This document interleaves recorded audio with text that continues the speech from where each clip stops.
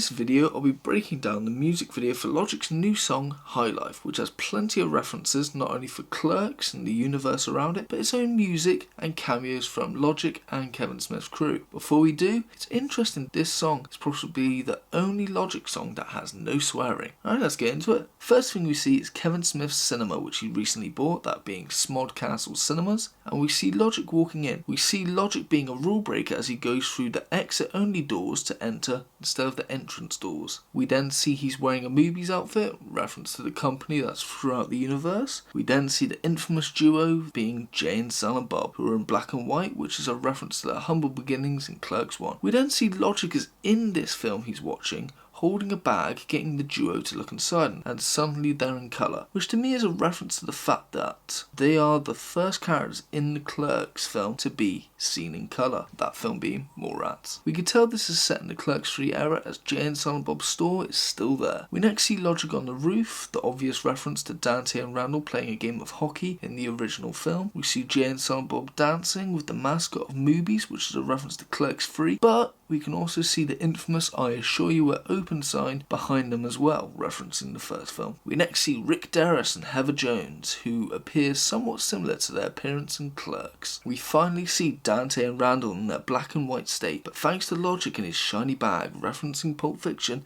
they join the wonderful world of colour. Afterwards, we get another nod to Clerks with Jay eating unpaid food in the store. Next is a reference to the dance scene in Clerks 2 with Randall's way of dancing. So after this, some of the people we see are either crewmates of Kevin Smith or people who work with or for Logic, and possibly local New Jersey residents making cameos. For example, two people, one somewhat looking at the bag in awe, but also reminding me of Jay in Clerks 3 when he says, "Pork roll, egg and what? Pork roll, egg and cheese. Pork roll, egg and what?" And then the guy beside him reminds me of George Carlin in the film Jay and Silent Bob Strikes Back. That one I could be wrong, but you never know. Next we see Logic dancing outside of the Quick Stop with 4 other people. Sadly, 3 of which I can't identify except for that being his wife Brittany.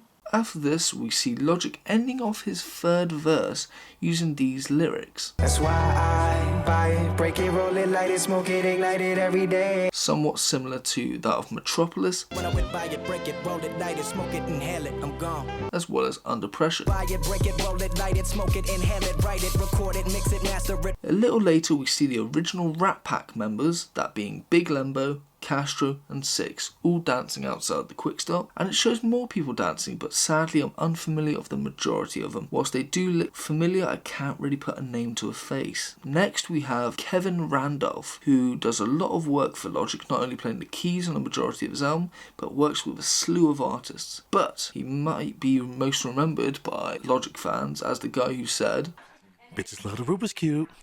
After that, we see Logic dancing with a friend and artist of his, Steve Lacy. It's at this point we see 2 ladies who had roles in both Clerks 1 and 3 dancing outside as well. Then we get a huge shot where it's of the entire cast and crew of this video in front of the Quick Stop, in which you can see cameo appearances from Clerks 1, you can see Kevin Smith himself, to see Logic with his wife Brittany, Jason Mewes with his wife Jordan, Mike Holland, a long-time employee slash friend of Logic's, and as the music video ends we see Logic trying to reveal to us, the audience, what's in the bag, which is a reference to Pulp Fiction, as we never quite get to see what's in the case, and just like the film, we never get to see what's inside the bag. So that's all I got from the music video. I know there's more to it on both Logic's side as well as Kevin Smith, and I maybe miss more as Logic does like to put hidden details into the art, mainly in his album covers, but maybe he will be doing that with his music videos as well now that he is independent. Hopefully I got everything, but if I haven't, Fitz Record will set the record straight. Thank you for watching and have a good day.